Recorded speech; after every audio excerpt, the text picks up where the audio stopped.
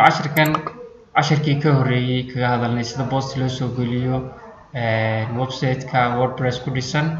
waxaynu cashirkan kaga hadli doonaa haddii la idmo sida page loo soo geliyo website-ka new page cusub loogu soo daro qaybta menu-gaas. hadda waxaad aragtaan in qayb ka mid aysan waxaan rabnaa qayb cusub oo aan ugu magac darayno about us inaynu kusoo darno qaybtan kore ee menu-ga. si aynu ugu soo darno waxaan tegaynaa dashboard-ka, waxaan tegayaa kadibna qaybta pages. page markay ii soo baxdo waxaan ka dooranayaa qaybtana add new page. kadibna halkan ugu sareysa ayaa waxaan gelinayaa title-ka aan u bixinayo menu-ga cusub ee qaybta page-ka soo geli doono. page-ka cusub ee menu-ga soo geli doono tusaale waxaan u bixinayaa about us.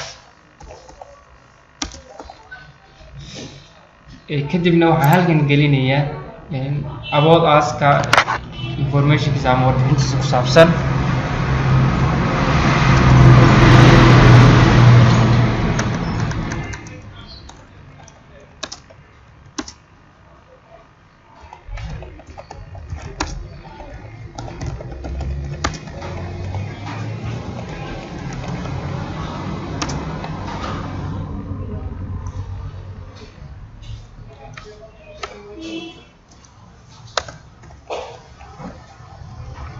tusaale ahaan warbixinta sidan ayaan ugu qoray.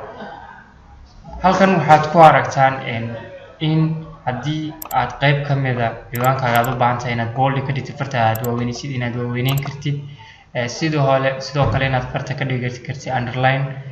waxaan kaloo halkan xusid mudan inay ku jiraan farta inaad wax ka bedeli kartid sizekeeda iyo cabirkeeda adigoo dooranaya qaybta paragraph-ka, kadibna dooranaya in alaale intaad is leedahay way ka kaafinayaan. kadibna tusaalahan for2 waan doortay farta iyo wax iska bedelaya waan aragnaa. haddii aan u baahnahay farta inaan color-keena wax ka bedelno waxaynu dooranaynaa qaybtan toolbar-kan ah click siinaya. waynu aragnaa halkan waxaa iga soo baxaya text color-ka. waxaan marka hore highlight gareynayaa color-ka text-ga, kadibna waxaan dooranayaa color-ka aan u baahanahay. qadarta color-keedu waa isbedelay. wax walba aad u baahan tahay halkan ayaad ka samayn kartaa. waxaa kaloo xusid mudan iyadana in aad sawir soo gelin karta adigoo dooranaya add media. waxaan kaloo iyadana about us-ka markaad u baahantay inaad wax ka bedesho waxaad dooranaysaa meeshan ay ku qorantahay edit, kadibna about us-ka wixii aad ku bedeli lahayd tusaale ahaan oo kale eed halkan gelinaysaa si fudud. kadibna waxaan leedahay okay. intaa markaan samaysayo waxaan dooranayaa meeshan ay ku qoran tahay publish. waxaa intaana publish karayn halkan haddii aan soo furo parenthesis-ka ah, haddii aan hoos geynayo downloads-ka ama folder-ka ama tutorials-ka halkan ayaan ka dooranaya. haddii kalena aan madax banaaninayana waxaan dooranayaa meeshan ay ku qoran tahay publish, sidaan u deynaya. okay publish. then waxaan halkan oranaynaa refresh.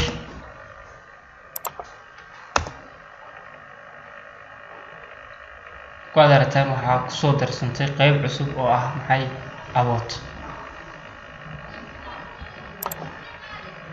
waxaan jeclahay inaad ka faa'iidaysateen.